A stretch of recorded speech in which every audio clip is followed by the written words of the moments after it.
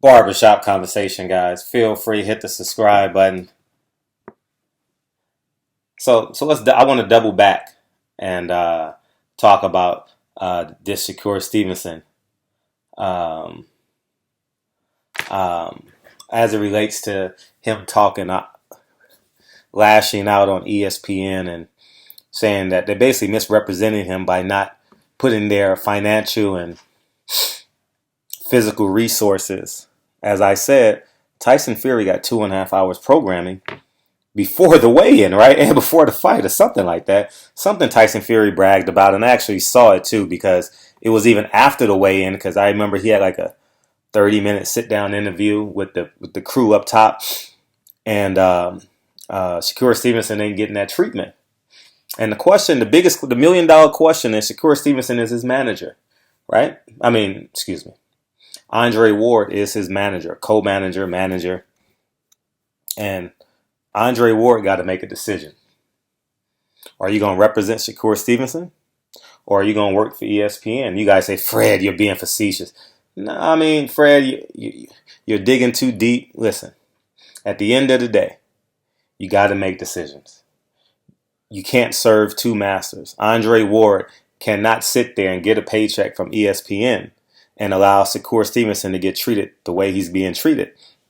I don't know what the attendance is going to be tomorrow night. I really hope that his neighborhood in Newark shows up. Hopefully they can get at least the lower bowl full. You understand what I'm saying? And they made Tyson. Listen, this is utterly disgusting. This is how disgusting it is. They made Tyson Fury look more American than Shakur Stevenson and Andre Ward combined. And those are the last two medalists. Well, not last two, but of prestige, silver and the gold that we've had in America. And I can't sit and allow it to happen. I'm going to use my platform. You understand what I'm saying? Because at the end of the day, I asked Andre Ward about black issues, basically, and racism in boxing, and he said he had a white father. So at the end of the day, I cannot sit back and have the level of respect I used to have for Andre Ward when he doesn't even respect the plight of a black man in boxing. When he actually said on Fight Hype that it was about race. And when I asked him square to his face, he said no, it wasn't about race. So he lied to me. I don't know if he's lying to Shakur, but the biggest part, I don't care about that. What I care about is where Shakur Stevenson is going. Andre Ward's career is over. If he wants to be a commentator, let him be a commentator. He can be the greatest commentator on God's green earth. Whatever. The point I'm making is this. Shakur Stevenson is a young kid with a great ceiling. Shakur Stevenson in 3 or 4 years has the potential to be a top 5 pound for pound fighter in the world. If he can keep his weight down and be disciplined and not none of them dumb theatrics he had in Florida ever again, which I don't think he will, you know, we all have a redemption song. We all go through times. We all get tested and fail at times. And especially when you're young. If you're 35 and making those mistakes, I might look at you a little bit different. But when you're as young as he is and come from where he's come from and exceeded, he was the second best fighter in the world. Think about that. You know the discipline and the commitment it takes to be the second best fighter in the world? Call a spade, man. You know what I mean? And when he could have played basketball, could have played football, he could have hung out with the wrong crowd, you know, because young kids get to a certain age where parents got to lean on the foundation that they set prior to that kid being that 15 or 16-year-old kid. You got to depend on those first 15 years. And the Shakur Stevenson that I know, I like him. You know what I mean? And I told you guys I have an affinity for him because he looks like my son. When I see his dimples and shit, he definitely reminds me of my son. And the point I want to make to Shakur Stevenson is this. You can sever ties with someone and sustain a workable relationship. I'm not saying you got to leave them. I'm not saying, I don't know what you should. I know what you should do is leave Top Rank. 100%. No, you should leave Top Rank. I'm not telling you where to go after that, but I know where you shouldn't be. And above all that, it's going to find that it's going to be really, really challenging for Andre Ward to give you great sound advice as your manager when he's collecting a six-figure check from ESPN that's sustaining his family right now. These are facts. And part two to that, it's going to be hard for you to relate to Andre Ward as a black man when he lied to my face, which is on camera. When he told me to my face, he separated himself from the black plight in boxing by saying he has a white father. And two, lying to my face when he said Sergey Kovalev, Andre Ward wasn't about race. When the year prior to that, sitting on his ring apron, being interviewed about fight height, I quote him, it was about race. Even his manager, Virgil Hunter, on my camera said it was about race.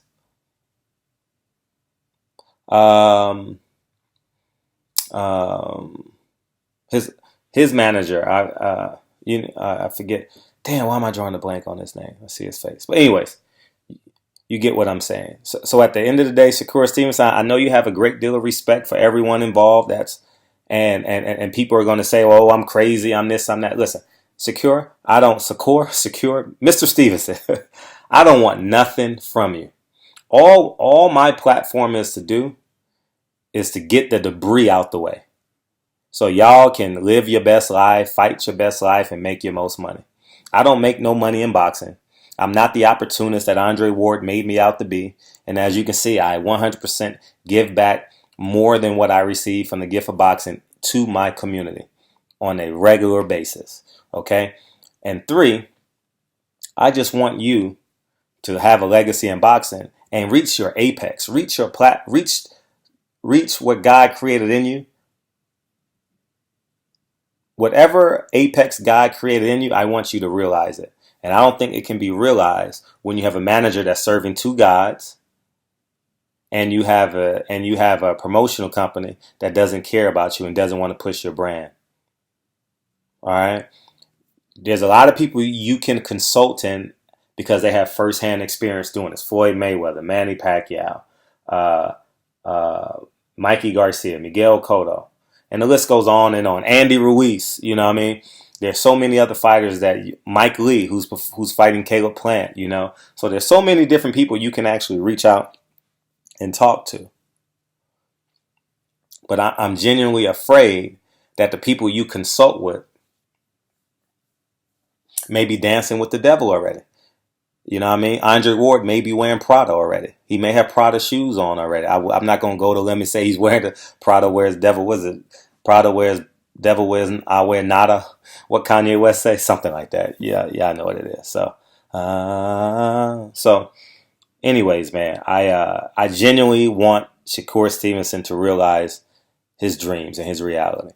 And hopefully he can confide in Terrence Crawford. Hopefully they're conjuring up a plan to be independent contractors or potentially go to another network so they can be on TV and make maximum profits. But what I do know is Shakur Stevenson does not have support at Top Rank. And two, I said this in my video earlier, his PR team, Evan Cornball, does not respect black media. I'm going to repeat this again. Evan Cornball does not respect black media at all. 0% does he respect black media. I'm telling you guys, I have firsthand experience at this.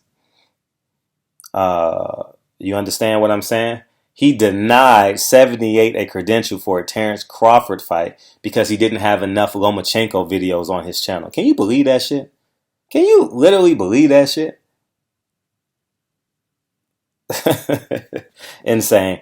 And I respect 78 for not buckling. We don't need them. We're going to take what we have. I guarantee you when this is all said and done, we don't speak for all black. I'm not going to sit here and say we speak for all black, but there's a platform where black people can express themselves. Okay? This is a platform where you can be black. You know what I mean? Whether you're a doctor going to smoke a cigar, or whether you a nigga gonna smoke a blunt, or whether you're a nigga gonna smoke a cigar, or whether you're a doctor gonna smoke a blunt. It don't matter who you are. this platform in which that we're building, you can express yourself. If you believe Tyson Fury is the best heavyweight, you can express yourself without being called a nigga. We're going to call you crazy, but we're not going to call you a nigga. We're not going to call you a monkey. You're safe here. All right? If you believe Errol Spence can beat Terrence Crawford or Terrence Crawford can beat Errol Spence, this is your platform to express yourself. All right? And that's what we're building over here. I have no ill will for people who have opinions and, you know what I mean?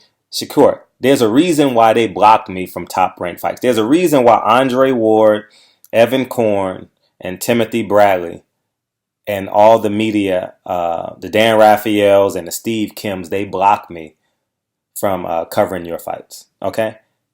I don't want to cover a Lomachenko fight. I wouldn't travel to a Lomachenko fight. Have you guys realized the fights I travel to? Have you guys not noticed? I don't travel to, you know what I mean? I travel to support the home team. If you not, look at the tea leaves. You know, check my actual receipts. All right? They don't want me to be there because I will uncover the truth. And I'm not paid by them. All right? And these are the facts. So, Shakur, you got to make a decision sometime soon. You got to stand up. You got to be brazen. You got to be bold. And you got to say what you want. Andre Ward got to make a decision. No hard feelings.